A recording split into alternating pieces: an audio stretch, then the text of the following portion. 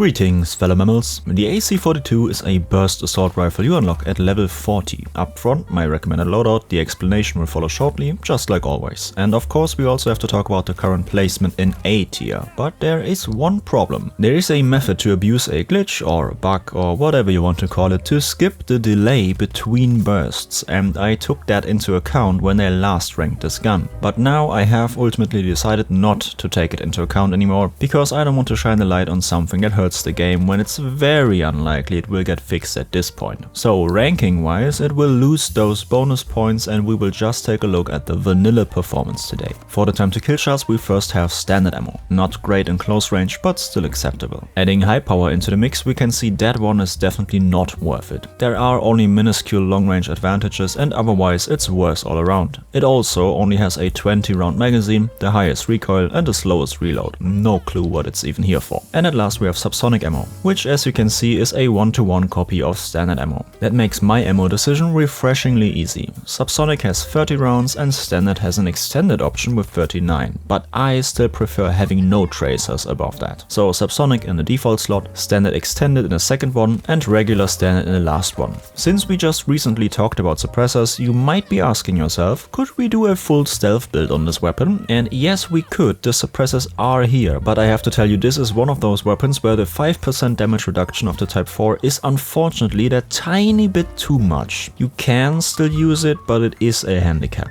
If you really rely on stealth, I can at least say that it's not completely worthless on this weapon, but it's just not great. So instead I would recommend to go for the 15 meter stealth with the wrapped suppressor. To my lasting dissatisfaction, the RCOM muzzle brake is still deactivated, which is especially annoying on a burst weapon like this. So I have no recent experience with it, therefore the only thing I can do is recommend you to try it yourself whenever it gets reactivated. For the time being I can say the tactical was not really pleasant, the Warhawk was fine and the champion was surprisingly the most comfortable. But that does actually make sense because the burst is contained pretty tightly within itself. So you really don't notice the 10% horizontal increase, but you do really notice the 10% vertical decrease. And obviously that really helps with landing all 3 shots of a singular burst on target. For the underbarrels I used the LWG grip, the LS1 laser is also a good option, maybe also the bipod for some people. For slot 2 and 3 the HE and more importantly smoke launcher, everything else here is pretty much useless. And for the sights I still go with my regular picks. Red dot, thermal, 4x switchable. And that's the loadout. So let's talk about the tier list ranking, considering I don't want to include the bug abuse anymore and what we just talked about is all we got. Personally I despise burst weapons, but I still cannot deny that this one is pretty good. It's not great, but it works. Therefore I don't think C tier would be justified yet, but I feel like B tier together with the AM40 and AK-24 seems like a rather fitting place for another mediocrity plus type weapon. And that's it for today. Next time the 12M auto shotgun, or maybe a trailer reaction depending when this releases. Either way, I will see you on a battlefield. Sorrow out.